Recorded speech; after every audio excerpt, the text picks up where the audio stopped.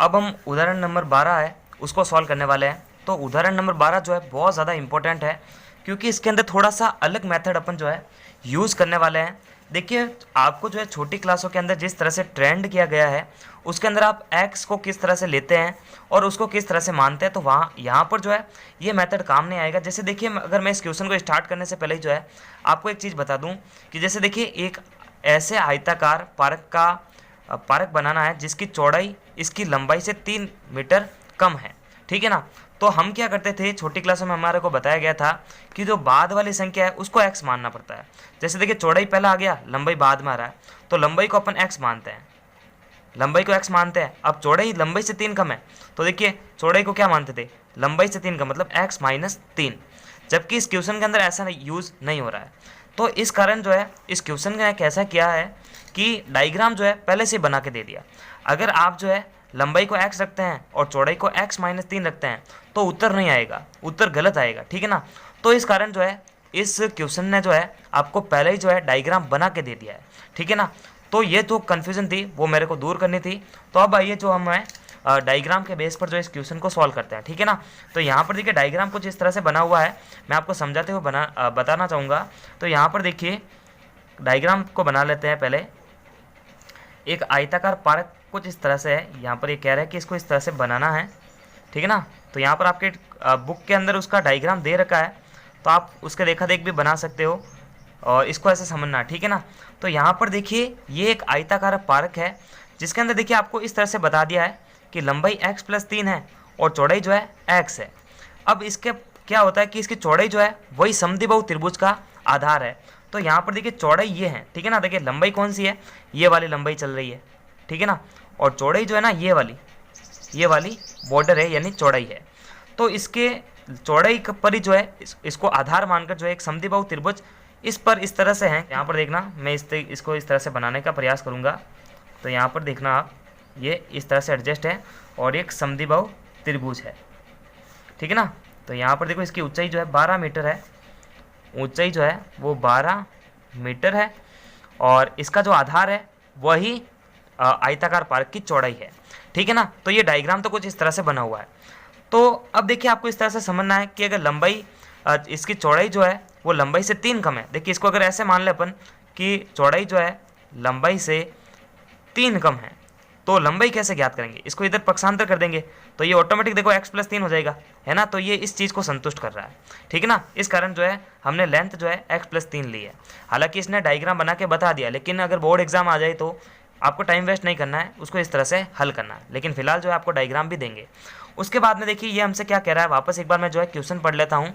तो यहाँ से लगाकर यहाँ तक तो आपको समझ में आ गया होगा कि चौड़ाई लंबाई से 3 कम है, किस तरह से लेनी है। तो चौड़ाई अगर लंबाई से 3 कम है तो लंबाई ऑटोमेटिक चौड़ाई से 3 अधिक हो जाएगी, ठीक है ना।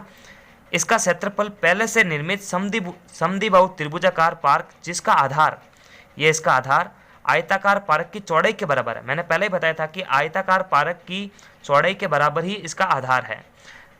ऊंचाई जो है 12 मीटर है और 4 वर्ग मीटर अधिक है। यानी जो यहाँ पर देखिए आंसर लिखकर जो है मैं लिखूंगा माना कि अब देखिए आयताकार पार्क की लंबाई और चौड़ाई ज्ञात करें। तो माना कि आयताकार पार्क की जो लंबाई है वो क्या दे रखी है, x plus 3 metre, x plus 3 metre.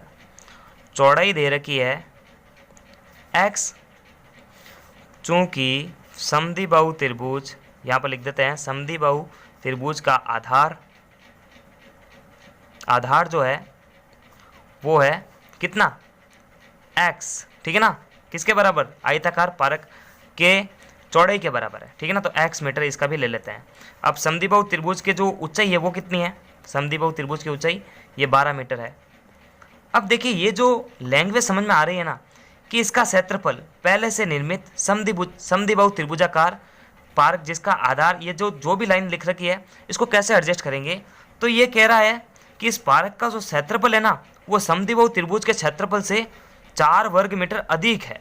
तो देखिए इसको कैसे ज्ञात करेंगे अपन, इसके क्षेत्रफल के बराबर ये समद्विबाहु त्रिभुज का क्षेत्रफल तो लिखेंगे ही, लेकिन इसमें 4 अधिक जोड़ देंगे। तो देखो इसको कैसे एडजस्ट करते हैं, प्रश्नानुसार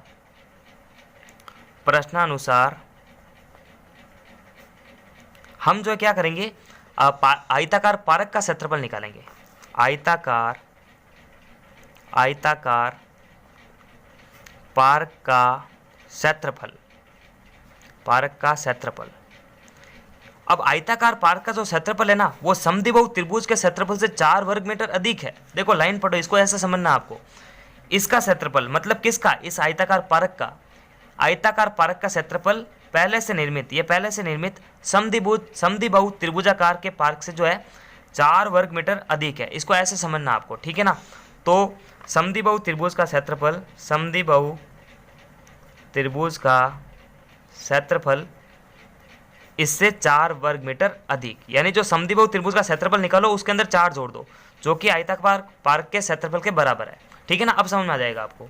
अब जो आयताकार पार्क का क्षेत्रफल कितना है, तो आयताकार जो आकृति है उसका क्षेत्रफल क्या होता है, लंबाई इंटू चौड़ाई होता है।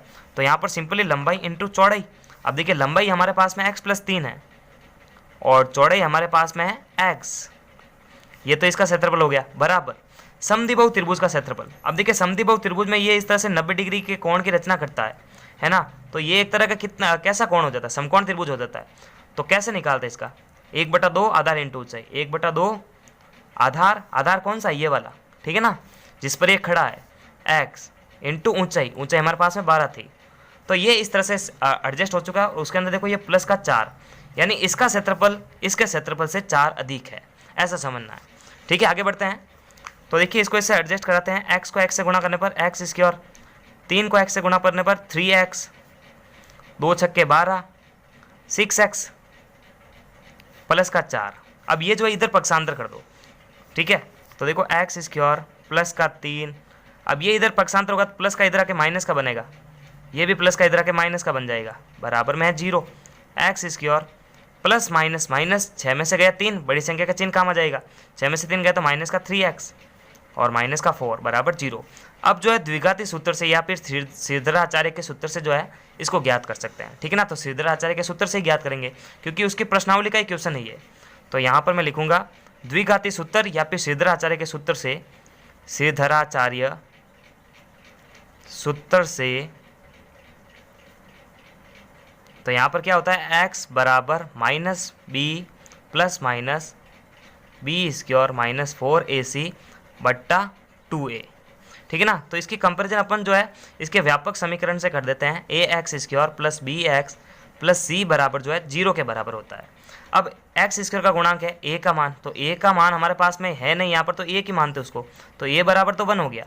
b बराबर जो है x का गुणांक, तो x का गुणांक -3 है यहाँ पर, और c हमारे पास में कांस्टेंट है वो है 4, वो भी माइनस का। देखिए माइनस प्लस की गलती मत करना, नहीं तो फिर कैलकुलेशन जो है वो रॉन्ग हो जाएगी। उसके बाद में देखिए x बराबर -b, तो माइनस तो सूत्र के अंदर है, अब b का वैल्यू भी देखो माइनस के अंदर है, तो ये -3 प्लस माइनस। अक्सर जो स्टूडेंट यहाँ पर गलती करते हैं तो फिर उनके आंसर गलत आते हैं।